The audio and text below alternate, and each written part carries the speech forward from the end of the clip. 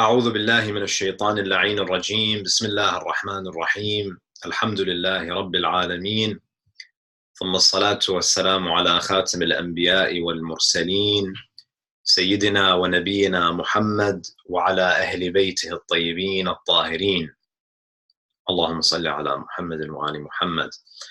Continuing our discussion on قاعدة الفراغ and قاعدة التجاوز. We mentioned that the maxim of finishing, قاعدة الفراغ, refers to doubts that you have about prayer, for example, after you complete it. So for instance, someone finishes Salatul Dhuhr and they doubt whether they performed their prayer correctly. They doubt qira'ah, they doubt ruku', they doubt any part of the prayer. Qa'idatul faragh indicates that they should ignore their doubt because they have finished the action. Qa'idatul tajawuz, the maxim of passing, indicates that if someone has a doubt in the middle of the prayer, for example, they should ignore their doubt if they passed that part of the prayer.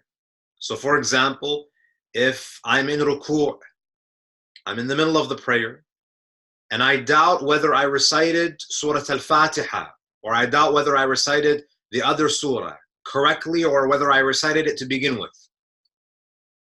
Qa'idatul tajawuz indicates that I should ignore that doubt because I have entered into the next part of the prayer. I have passed that part of the prayer.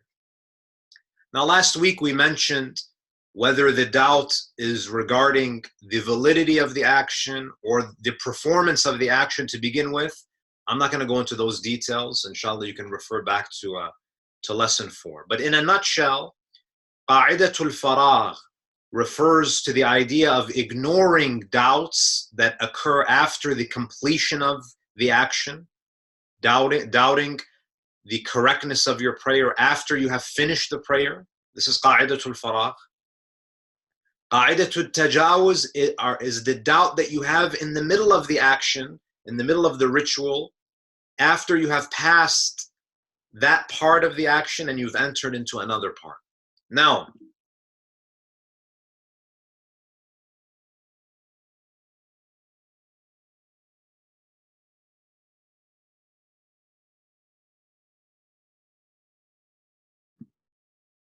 so the next discussion that we find, after speaking about the meaning of the two maxims, the basis of the two maxims, there's a discussion among the ulama regarding whether these two maxims are actually one.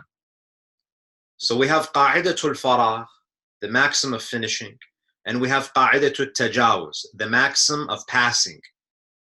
Are these two maxims actually one in reality, or are they two independent maxims? So there are 3 opinions on the issue.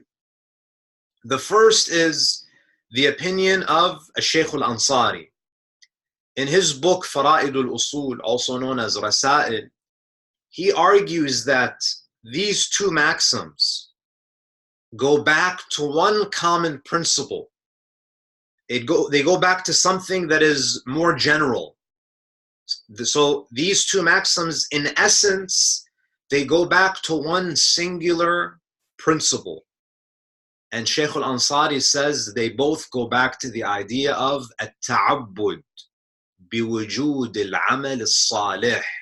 It goes back to the assumption of the existence of a valid action. If you recall last week, Sayyid al-Khou'i, when he spoke about Qa'idatul faragh and Qa'idatul tajawuz, he made a distinction between the doubt. He said Qa'idatul faragh refers to the doubt that you have after the prayer regarding the correctness of the action, the correctness of the prayer. So for example, someone after they finish their prayer, they doubt whether they recited Surah Al-Fatiha correctly. Their doubt was about the correctness of the action, صحة العمل.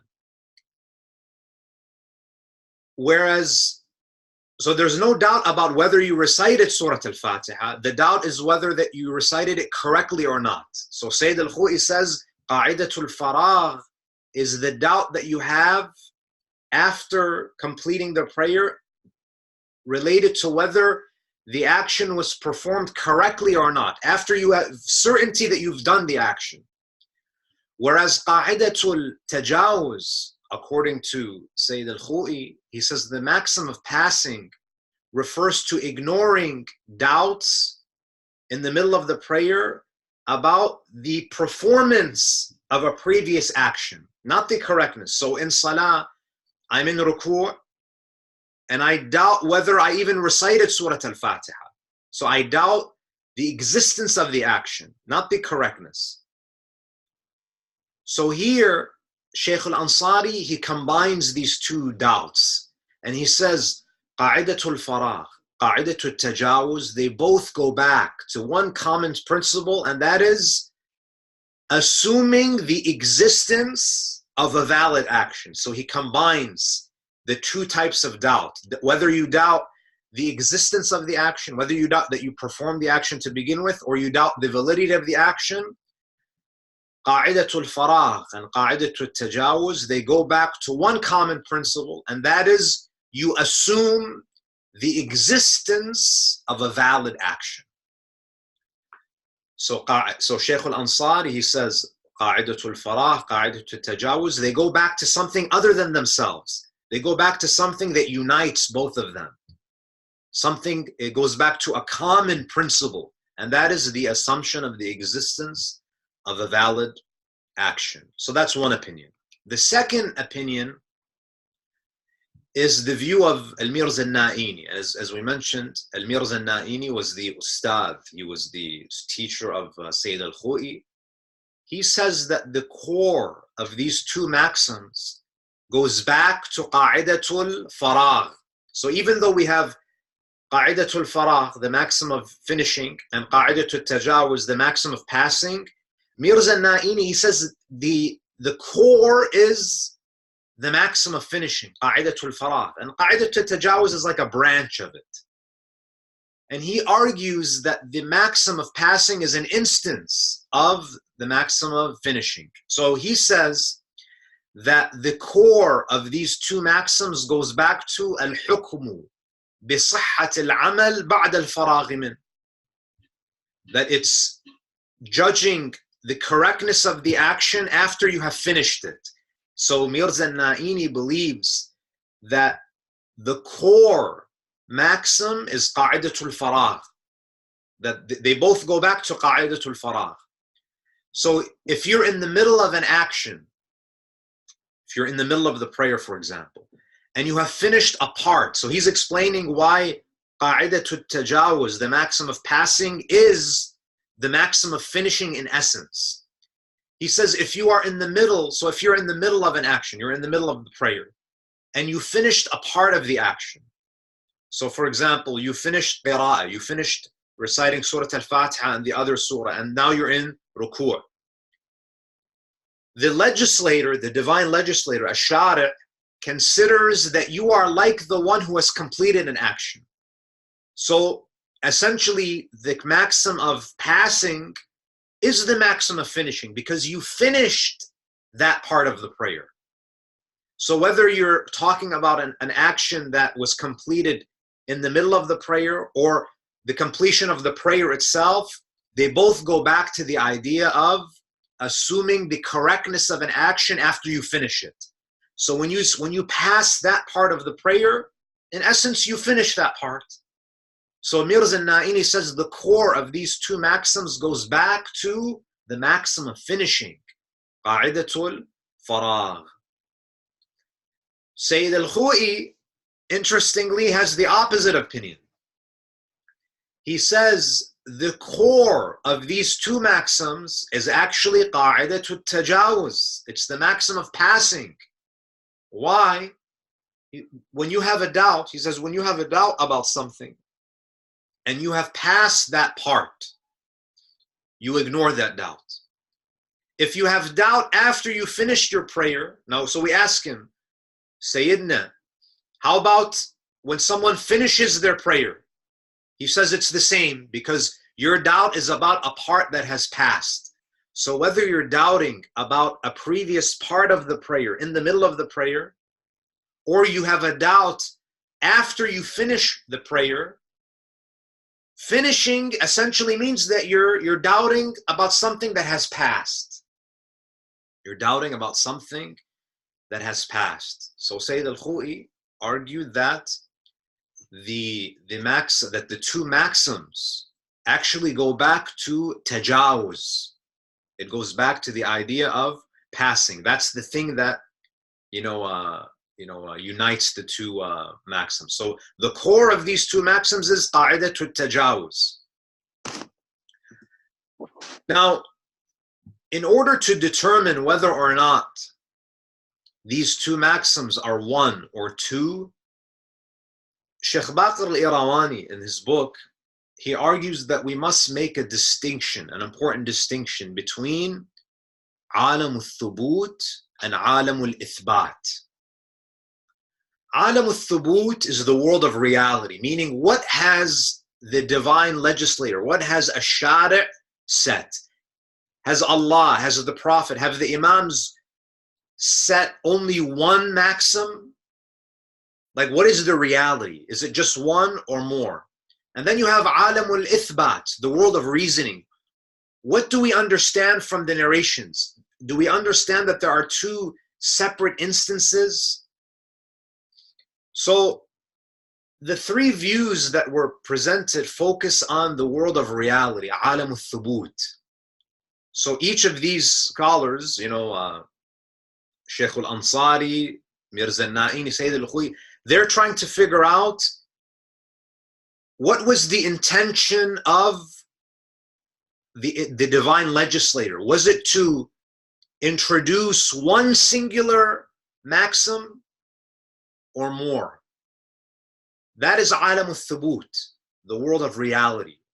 Alam al-ithbat is the world of reasoning. When we look at the narrations, do we understand two separate maxims?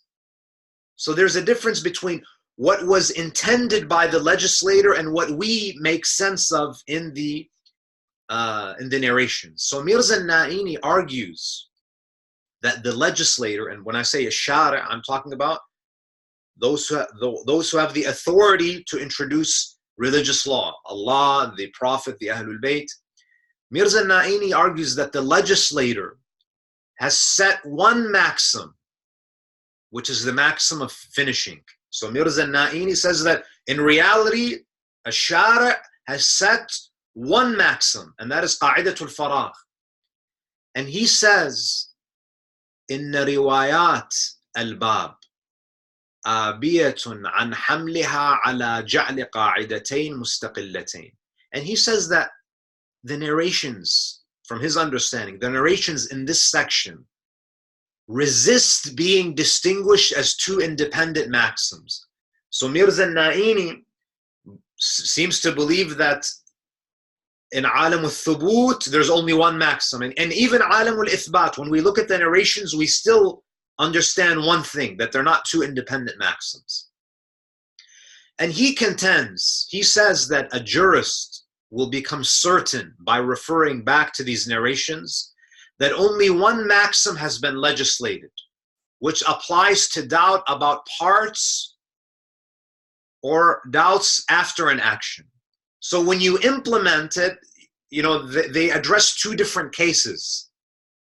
And that's why they seem to be two separate maxims. But in reality, the legislator has only legislated one maxim. And he says the interchangeable usage of the terms finishing and passing in their traditions provides certainty that what has been legislated is one maxim.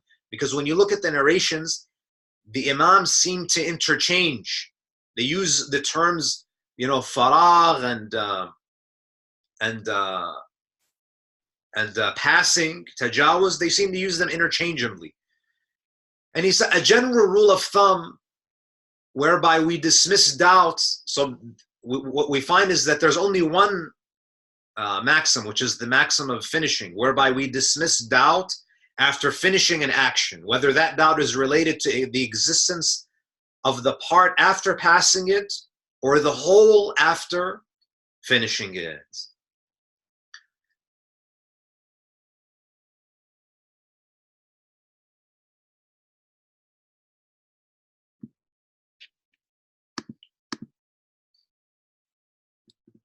Sorry about that. I don't know what is going on with this. So Sayyid al-Khou'i believes that when we look at the traditions, he says they refer to two independent rulings. So Sayyid al-Khou'i believes that in Alamul Thubut, there's just one, which is Qa'idatul Tajawuz. But in Alamul Ithbat, the world of reasoning, we see that they refer to two independent rulings. So the maxim of finishing, he says, is about doubting the validity of something after you have certainty you have done it. The maxim of passing, according to Sayyid al-Khou'i, is about having doubt in the middle of the action, prayer in this instance, about whether what has passed was performed correctly.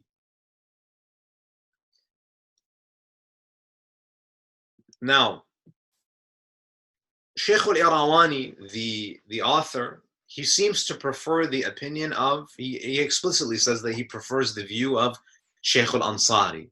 Sheikh al-Ansari, what did he say?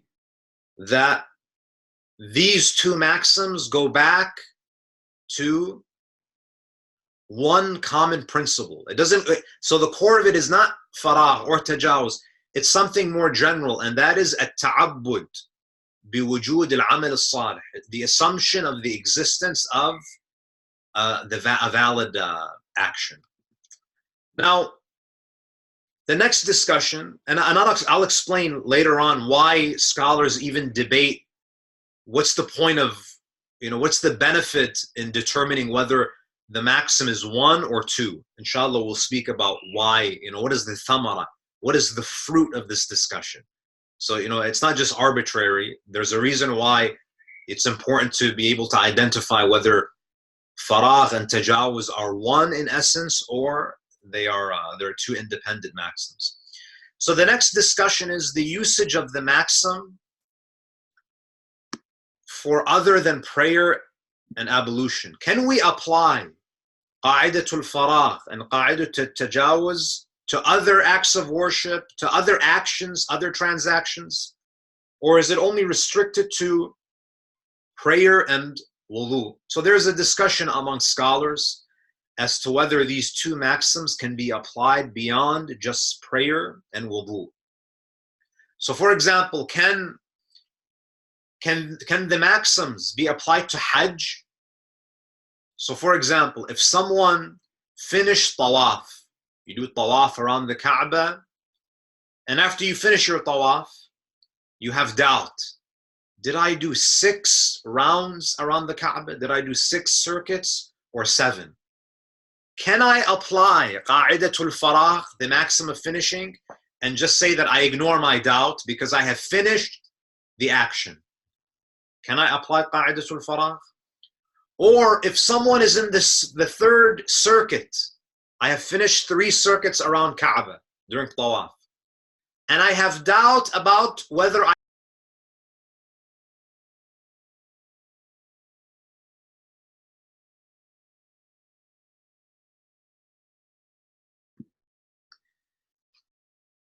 So if someone is in the 3rd circuit of tawaf and they doubt the validity, they doubt if they did the 2nd circuit correctly, can they apply qa'idatul tajawuz, the maxim of passing, because they passed the 2nd circuit? Can they ignore that doubt and assume that they did the 2nd circuit correctly? Can they apply the maxim of passing?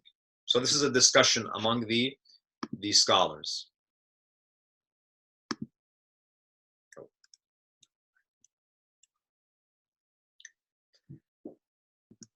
So the maxim of finishing, qa'idatul faragh, seems to be general, because the narration by Muhammad ibn Muslim from Imam al-Baqir alayhi salam says, كُلَّمَا شَكَكْتَ فِي مِمَّا قَدْ مَضَى فَامْضِهِ كَمَا هُوَ. anytime you doubt about something that has passed, just continue with it as is. So we see from this riwayah that the Imam does not specify that this relates only to prayer or ablution or wudu. He provides a general principle. There's a umum.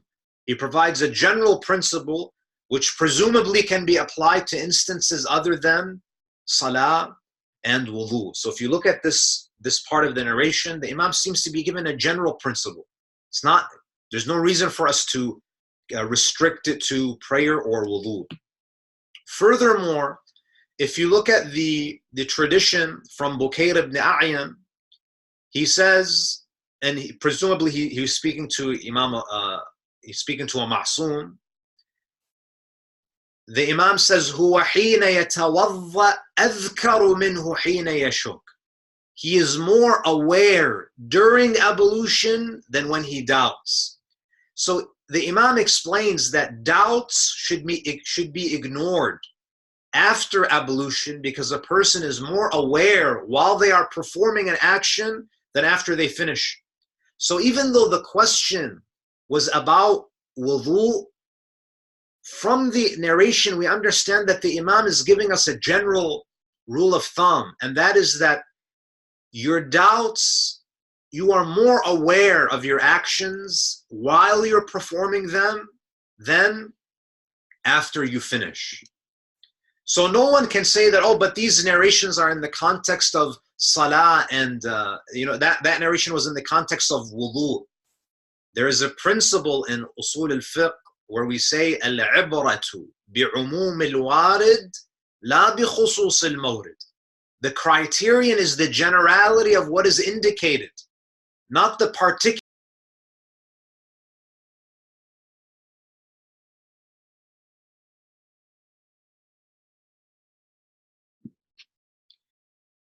The criterion is the generality of what is indicated, not the particularity of the case. So the criterion is to see whether the rule which is mentioned is general or not. Don't bother about the case in which the rule was given. So just because the question was about wudu, we can't assume that everything the Imam is saying is only specific to wudu. We have to look at the Imam's words. Is he giving us a general rule of thumb, or is he giving us something that's only specific to wudu? So therefore, from the narrations we see, because of the generality of the narrations, we can apply qa'idatul faragh to other acts of worship, and even to transactions, because of the generality we find in the narrations, because of the umum. Nitmassak bil umum. We hold on to the generality of the narrations, and we have no reason to restrict qa'idatul faragh to cases of wudu and salah. How about qa'idatul tajawuz? Can the maxim of passing also apply to cases beyond prayer and wudu? There are a few ways to approach this question. Firstly, if one considers, and this is the reason why we began discussing whether these two maxims are one or two.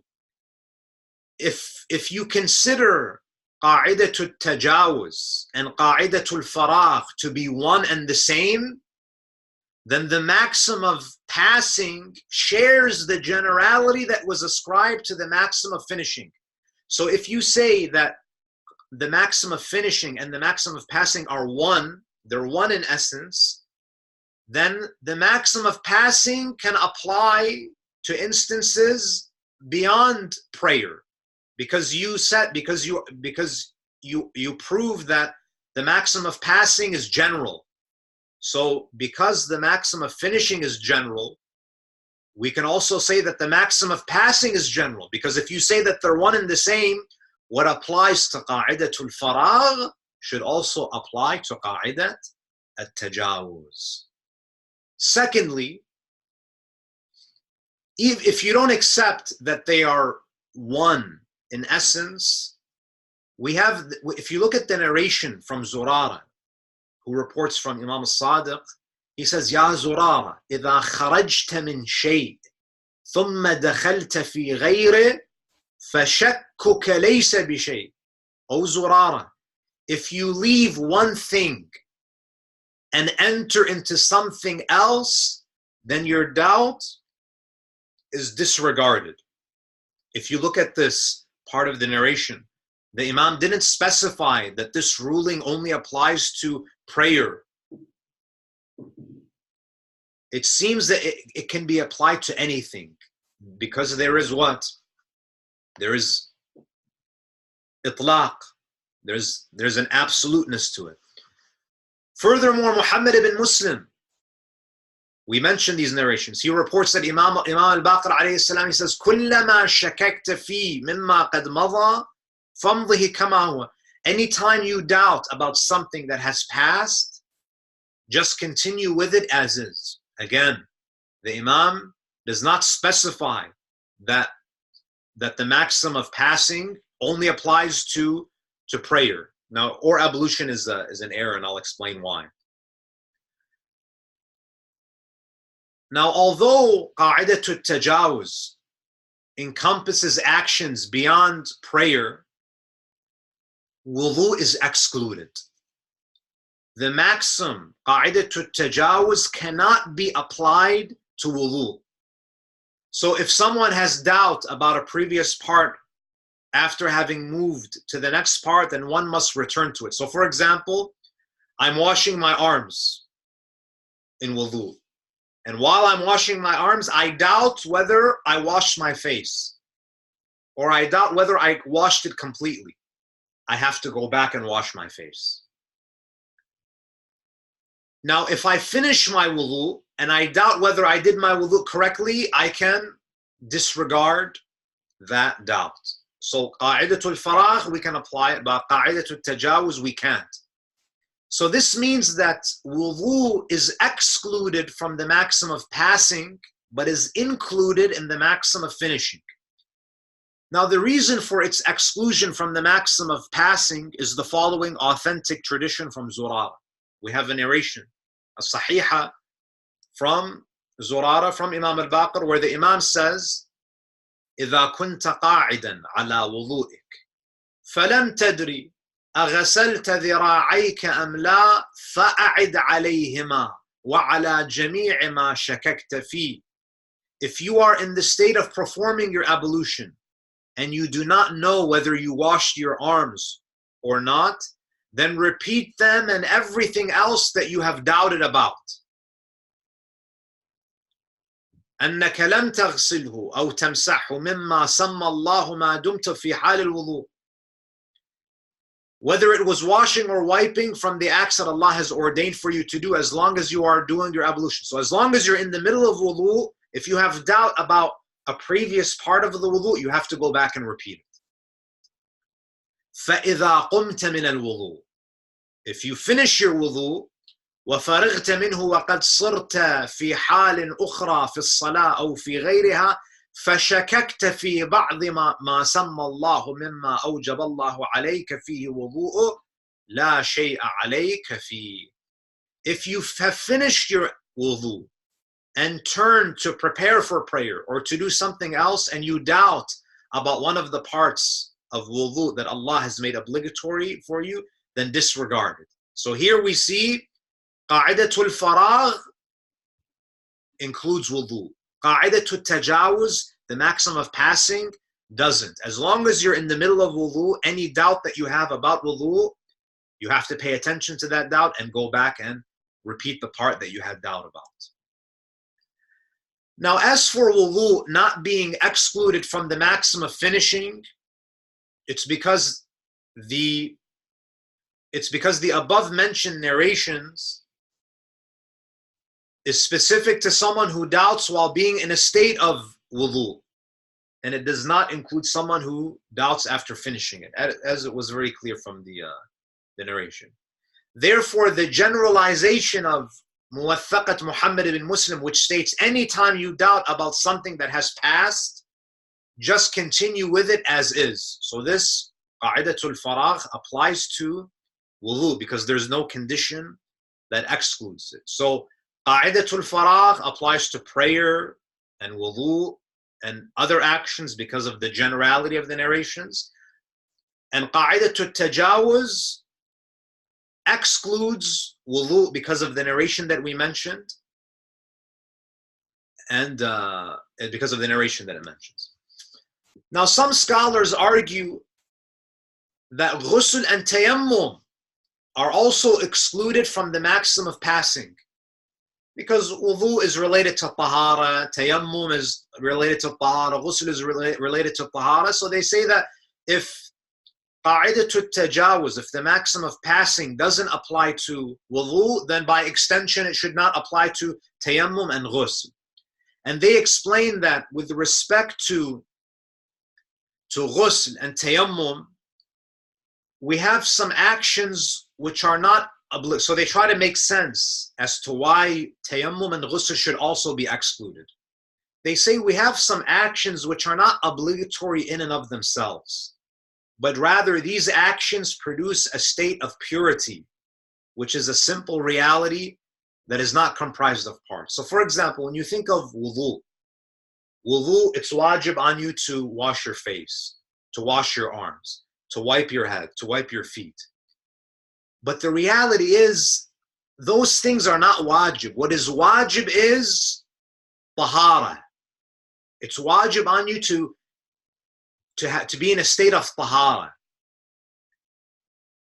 Now, tahara is something that is simple. It doesn't have parts. Now, so they explain that with respect to ghusl and tayammum, same thing. They're made up of parts, but those parts are not obligatory in and of themselves. What is obligatory is tahara. And therefore, these things are not obligatory in and of themselves. There is something else that a shari' wants us to achieve, and that is tahara. However, the author says that, these distinctions, can also be used with respect to prayer. Prayer is also made of parts, and those parts, when you combine them, we call that salah.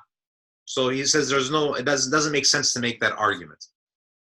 He says the author, Sheikh al-Irawani, he finds no evidence to exclude ghusl and tayammum, and thus one can assume that the maxim of passing applies to them based on the generalities of the narrations mentioned above. So we have the narration that specifically excludes wudu from qa'idatul tajawuz, but we don't have any evidence that it applies to ghusl and tayammum. So for example, if I'm performing ghusl, I wash my head and then I wash, my body, the right side and the left side. If I'm washing my body and I doubt whether I washed my head fully, according to Sheikh al-Irawani, I can apply qa'idat at-tajawuz. I pass that part and I can assume that I did it right. But those who say that no, ghusl and tayammum, they're like salah. Tahara is a simple reality that doesn't have parts. And therefore, if I have a doubt about a part of my ghusl while I'm performing my ghusl, I have to go back. So if I doubt whether I wash my head while I'm washing my body, I have to go back and repeat the washing of the head. Now, when can we apply qa'idatul tajawuz? When can we apply the maxim of passing? For example, if someone doubts recitation, they doubt qira'ah, whether they recited Surah Al-Fatiha correctly, can they apply the maxim after finishing recitation, or do they have to enter into ruku'? So for example, I have doubt whether I recited, I'm standing up and I finished reciting Qul Huwallahu Ahad, and I have doubt whether I recited Surah Al-Fatiha correctly.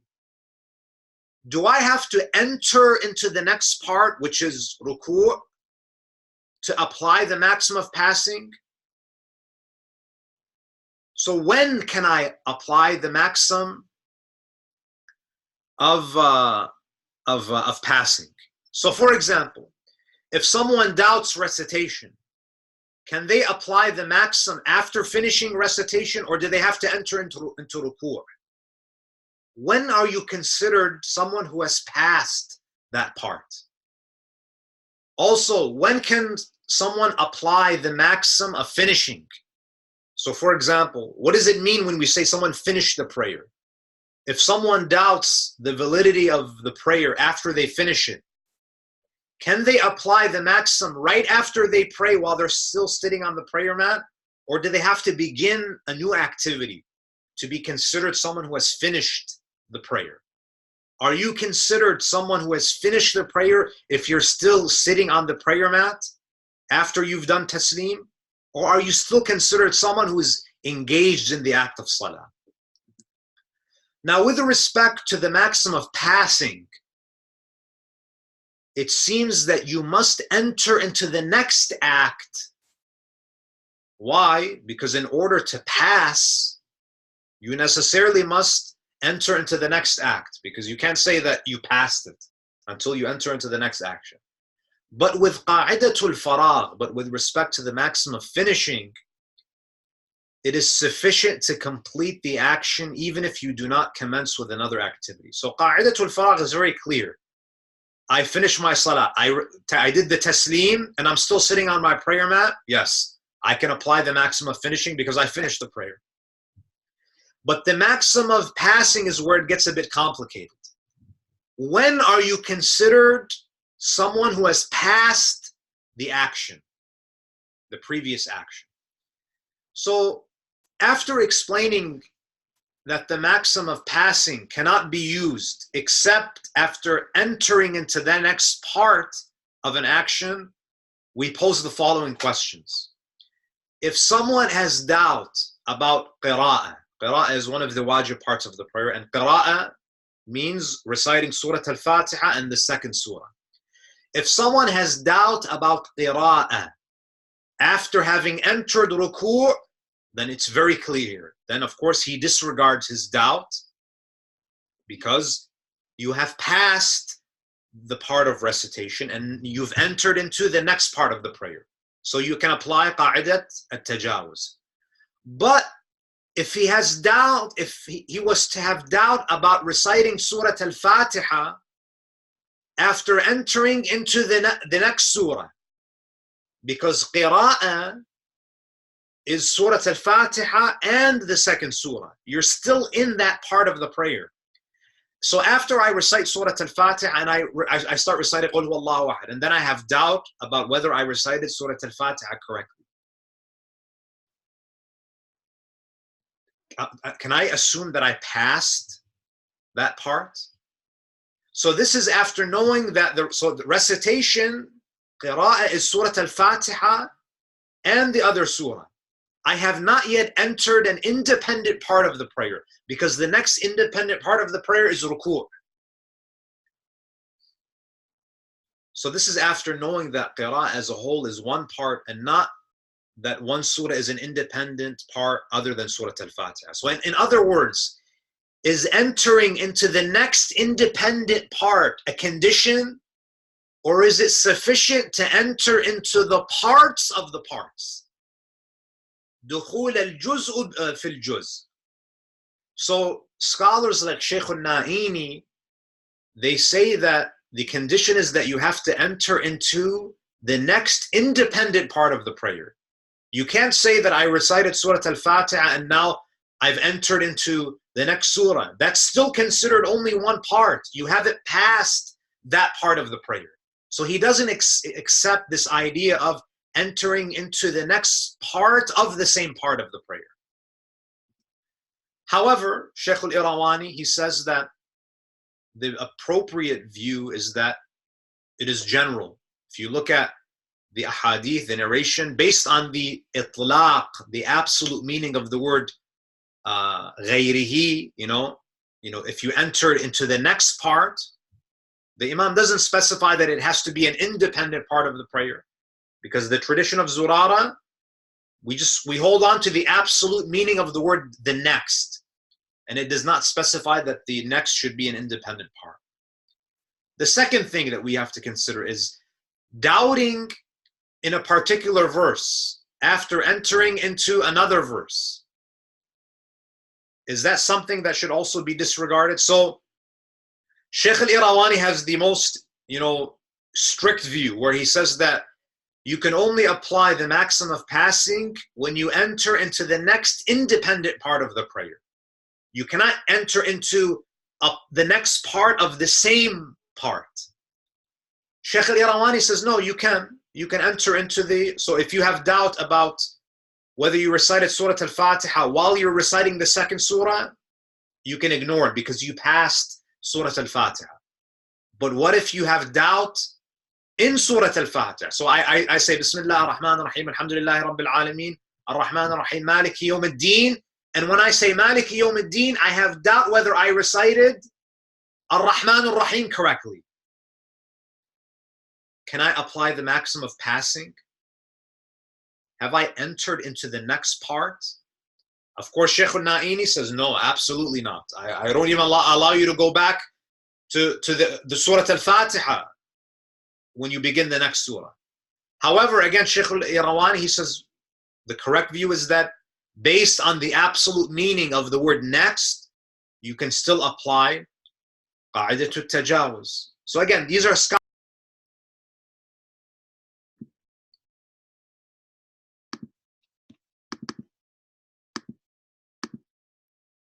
So again, these are scholarly discussions. You have to refer to your marja', but the point that I'm trying to make here is that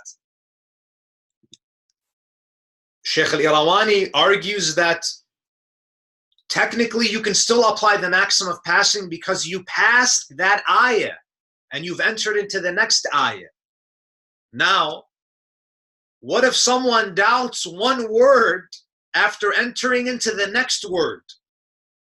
Does he disregard his doubt? So for example, I'm reciting Surah Al-Fatiha and I say Maliki Yawm ad-Din, and while I say the word Deen, I have doubt whether I recited the word Yawm correctly. Now here, Sheikh al-Irawani says the word thing in the tradition, even though it can literally mean a word, is not understood so within the context. Meaning a word is too small. You have to pass something more substantial than just one word. An ayah is probably the minimum. That if you pass an ayah, you can assume that you've passed that part. But you can't bring it down to the level of, oh, I passed this word, or I passed the letter, because where is it gonna end? What if I say, Maliki, and then when I say the letter Kaf, I doubt whether the Alif and Lam was. So again, this is too small to be considered to apply the maxim of passing. Now, here's an interesting discussion. Now, this shows you how sophisticated the minds of our fuqaha are, how analytical they are. Does the next part, so we're speaking about the maxim of passing, does the next part that you enter have to be obligatory or can it be recommended? So if in ruku' you doubt qira'ah, obviously you disregard it. You apply qa'idatul tajawuz, you're in ruku', you have a doubt about whether you recited recited qira'ah correctly or you even recited it to begin with, you ignore it. You ignore that doubt, you apply the maxim of passing. Now, if you doubt qira'ah during qunut is mustahab. Do you disregard your doubt because you have entered into a mustahab part? The next part that you entered was mustahab. Now, Sayyid Kadhim al-Yazdi, one of the prominent scholars of the past, the recent past, he says, even if you have entered into a mustahab part, you can disregard your doubt because we hold on to the absolute meaning of the word next. You've entered into a next part, so you can apply qa'idatul tajawuz. Sayyid al-Khu'i says, no, you can't. He says, if you have entered a mustahab part, it is not sufficient, and you must go back and repeat it. Why? He says, because mustahab actions are not a part of the prayer. We ask you, is qunut a part of the salah? You say, no, it's mustahab. So Sayyid al-Khu'i says that then you haven't entered into the next part of the prayer, because that is not a part of the prayer. That's a mustahab, that's a recommended action. the next part has to be a part of the prayer. And for it to be a part of the prayer, it has to be obligatory. So if you have doubt about a previous action, after you have entered into a mustahab part, you have to go back. Because that part of the prayer is not a part of the prayer. It's mustahab. If you doubt qira'ah as you are in the motion of bowing, so you're not in ruku', you are in the motion. So as you're about to go down into ruku', you're motioning down into ruku', and during the motion, you doubt whether your qira'ah was recited. What do? Do you disregard the doubt? Because technically you haven't entered into the next part. It seems that you cannot, because you have not technically entered into the next part. Ruku' is the next part. So you have qira'ah. The next part of the prayer is ruku'. You are motioning towards ruku'. You have not entered into ruku'. So the act of motioning towards ruku' is a prerequisite and does not constitute an independent part. Now, this is supported, so there are two narrations. One supports the view that the prerequisite to the independent part is not included. So, for example, this is supported by an authentic tradition from Ismail ibn Jabir, who reported that Imam al-Baqir alayhi salam says, "In shakka fi ruku' ba'da ma sajad falyamdi." If he doubts about ruku' after prostrating, he should continue. Now, when we look at this narration, if motioning towards prostration was also sufficient, the Imam would have said, "In shakka fi ruku' ba'da ma yahwi ila sujud aw sajad falyamdi." The Imam would have said, after motioning towards prostration or after prostrating, you can continue and ignore the doubt. But the Imam didn't say that. So therefore, if you doubt during the motion towards ruku' or sujud, you technically haven't entered the next part. However, someone might say that I found a narration from Abdul Rahman ibn Abdullah, who asked Imam al-Sadiq, رجل أهوى إلى السجود فلم يدري أركع أم لم يركع قال قد ركع. He asks the Imam, a man goes down into prostration. A man goes down into prostration and does not remember if he did ruku' or not. The Imam said he should assume ruku' was performed. So someone might say that the word ahwa, the Imam says he goes down into prostration. So that includes the prerequisite of the next part. But we say that no, the word ahwa is a past tense verb, which indicates that the person had completed the motion towards prostration and is no longer in the act of going down. So therefore, what we conclude is that if you doubt qira'ah or you doubt ruku' during the motion towards the next part of the prayer, technically you haven't entered the next part of the prayer and you have to go back. So for example, if I'm bending down to go down into ruku' and then at that moment I doubt whether I recited Surah Al-Fatiha, I have to go back up because I have not,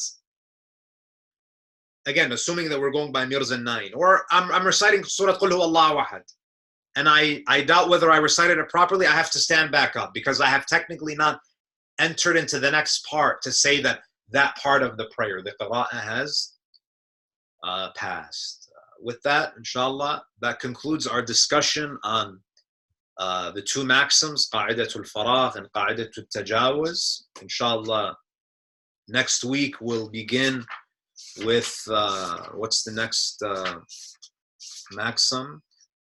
Asalatul saha, the maxim of the correctness of the maxim of correctness will be the next one that we cover. Asalatul saha. Any questions or comments before we conclude? I'll open up the the chat room, or you guys can turn on your mics and ask.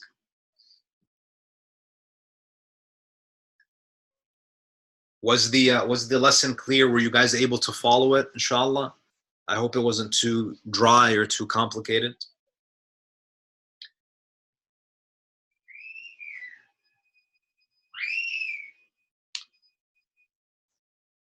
I'll give it a couple minutes in case anyone's typing a question or...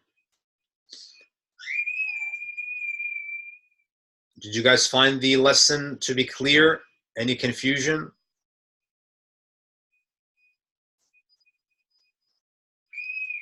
Ahsantum, thank you so much. Are you guys caught up with the other lessons? Did you guys get a chance to listen to lessons 1 through 4? Ahsantum, jazakumullah. So we'll continue, inshallah, lesson 6 next week. And yeah, inshallah. So far, alhamdulillah, we finished qa'idat la tu'ad, the maxim of not repeating, and qa'idatul faragh and tajawuz. And inshallah, we'll continue. The video will be uploaded soon. You guys will have the notes. Are you guys finding the notes useful?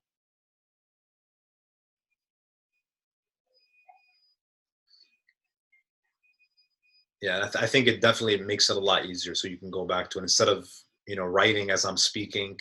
I think it makes it a lot easier to follow. Okay, thank you guys so much. Please keep in your dua, and inshallah we'll meet again inshallah next week. Wa sallallahu ala Muhammadin wa alihi at-tahirin.